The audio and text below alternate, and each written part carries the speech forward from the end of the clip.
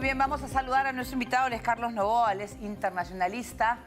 ¿Cómo estás, Carlos? Bienvenido. Está la situación difícil porque el gobierno de Netanyahu debe tomar pues, una decisión pronto para la nueva fase de esta guerra contra Hamas, pero también está la presión de los familiares de los rehenes que desean que estos vuelvan con vida. ¿Cómo estás?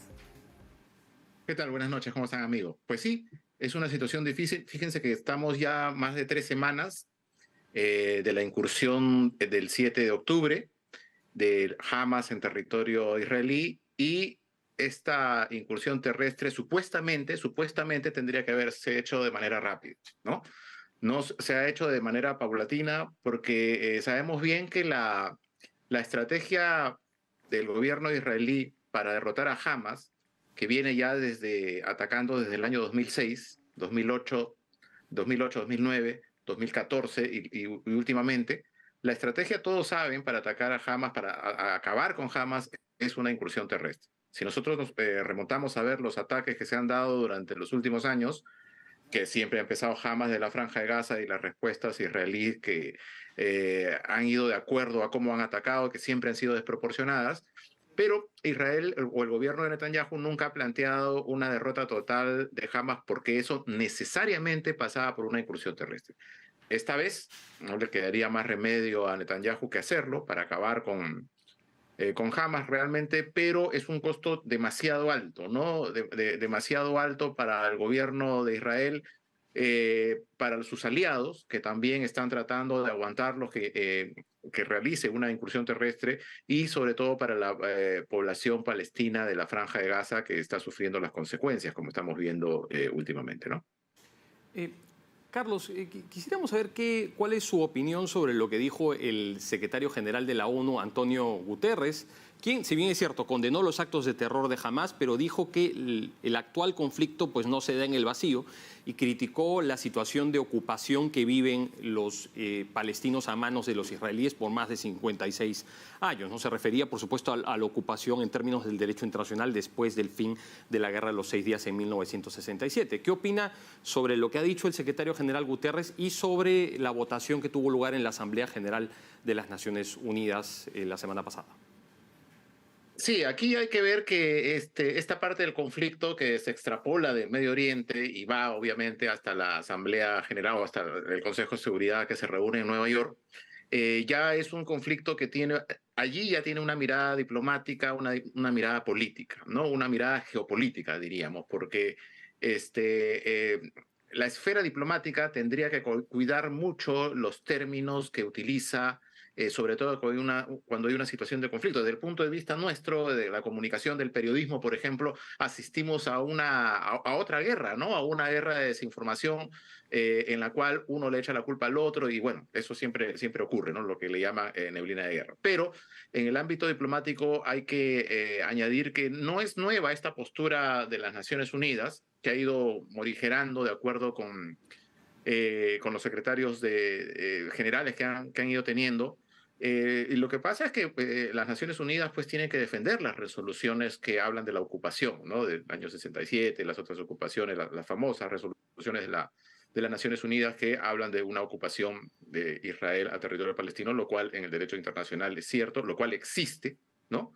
Israel no lo ha negado, pero de ahí a encontrar o hallar una acusación o una condena es muy difícil. Mientras los miembros del Consejo de Seguridad estén divididos y mientras Israel tenga el apoyo de los Estados Unidos, esto no va a ocurrir. Ahora, sobre la situación en Gaza se ha dicho mucho. Hace unos años, cuando el diplomático peruano Álvaro de Soto, que llegó a ser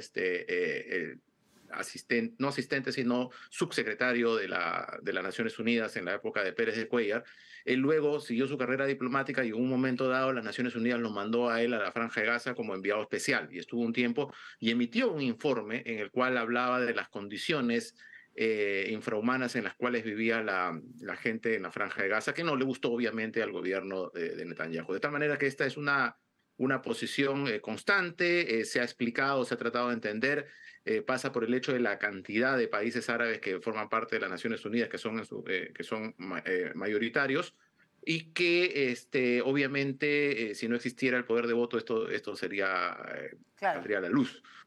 Sí. Pero bueno, mire cuántos años tenemos las resoluciones de la ONU y la ocupación continúa, ¿no? Claro, pero Carlos, pero ahora acá la solución es, a mí lo que me preocupa son los rehenes, ¿no?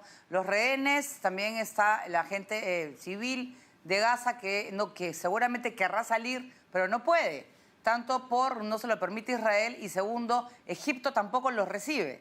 No hay solución por parte de los países árabes de poder ayudar a esos refugiados. Egipto teme por estabilidad, también por refugiados y también que se puedan colar por ahí extremistas. Sí, es verdad, es verdad. Siempre se habla de la desproporcionada reacción israelí, se habla de la ocupación, pero también es cierto que parte del problema está en el rechazo que se ha tenido de los países árabes vecinos, ¿no? Como Jordania, como Egipto, en el norte del Líbano y Siria. Existen campos de refugiados palestinos en esos países que viven en condiciones infrahumanas también. Pero en el caso actual, el tema con Egipto pasa por la debilidad del gobierno actual de Al-Sisi, pasa por la crisis económica que vive Egipto y que el temor a recibir pues a gran parte de estos refugiados que correspondería que vayan a ese lado, a ese sector.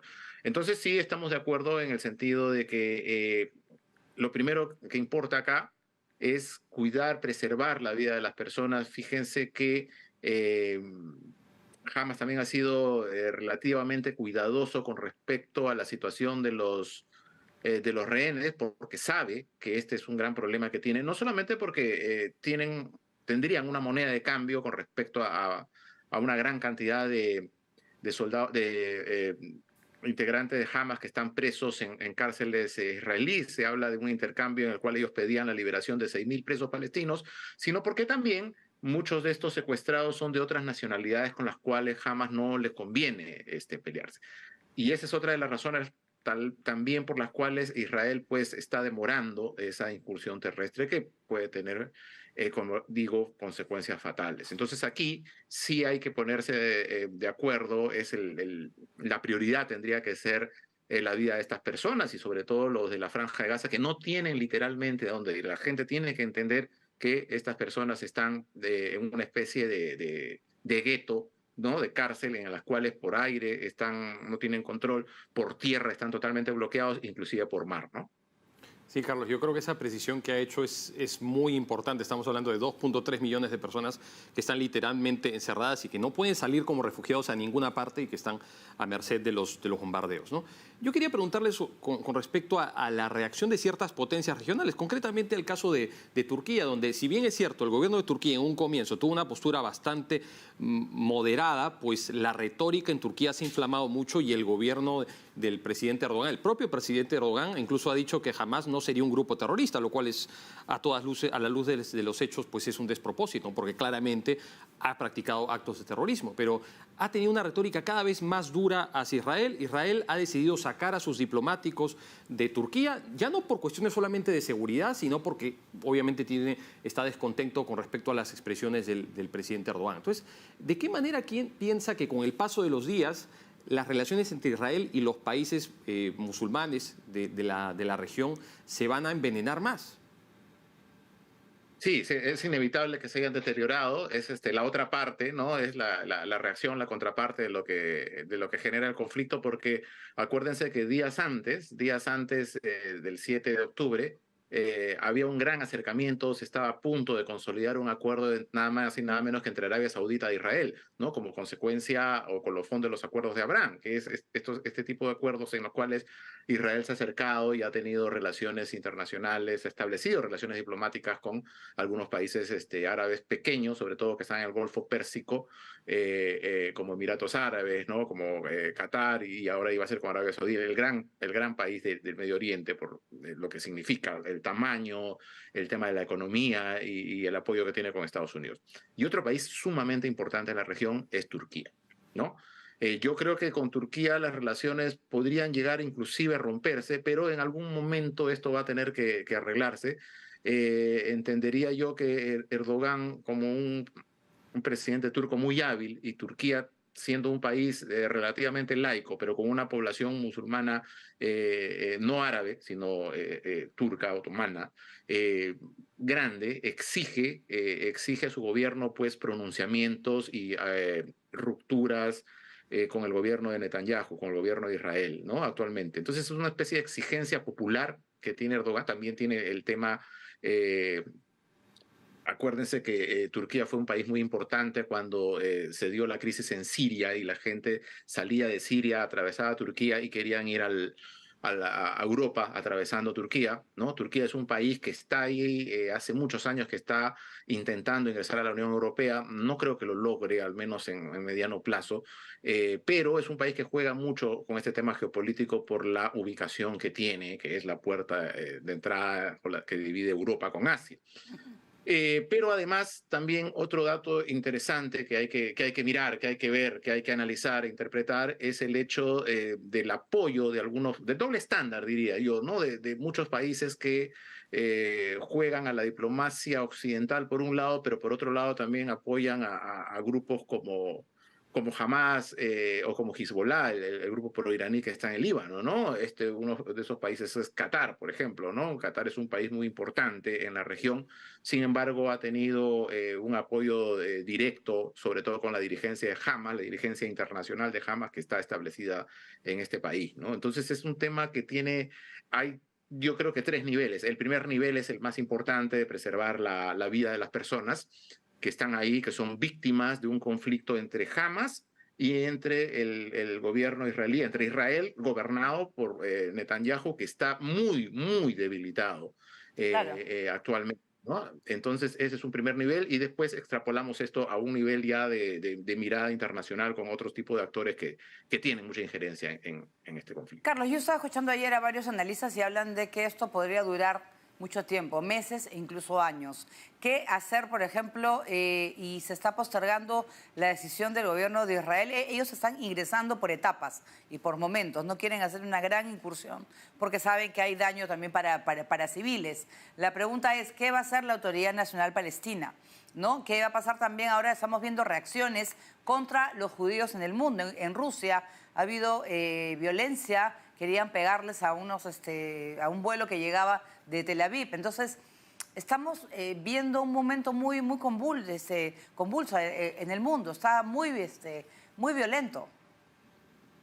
Sí, efectivamente, Paula, estamos tal vez en el momento más complicado, más difícil de este conflicto que empezó el 7 de octubre con la incursión de Hamas. Hay un momento, bueno, para empezar, una incursión terrestre definitivamente va a ser larga. Yo diría que no menos de 6, 8 meses, prolongándose hasta más de un año. Miren, por ejemplo, el conflicto entre Ucrania y Rusia, ¿no? Rusia atacó a Ucrania pensando que esto era cuestión de un par de semanas y miren cómo se ha prolongado. Aquí sería más complicado. Aquí necesariamente en algún instante, en algún momento, va a tener que intervenir las grandes potencias internacionales para tratar de llegar a una especie de acuerdo, una especie de tregua. Los problemas que han habido entre Hamas con el gobierno de Israel no se han solucionado. No. Lo que serviría mucho es un alto al fuego, ¿no? Un cese al fuego. El gran problema es que gran parte de la franja de Gaza ahora sí está siendo destruida, ¿no? Claro. Entonces, ¿a dónde va a quedar? ¿Qué va a quedar? Entonces, va a haber necesariamente que reubicar a la gente. O sea, es un problema muy, muy, muy complejo y que además tiene que... yo estoy seguro que la democracia israelí, que es muy, muy dinámica, va a cobrar ahí Netanyahu va a ver las consecuencias de sus actos y seguramente va a haber una renovación del gobierno, que es un gobierno además parlamentario, ¿no? Es un sistema de gobierno parlamentario, un régimen parlamentario que es muy distinto a los regímenes presidencialistas como tenemos en América Latina, ¿no? Muy bien, muchísimas gracias pues a Carlos Novoa, internacionalista. Gracias por estar en el programa, Carlos. Muchas gracias. Gracias a ustedes. Gusto.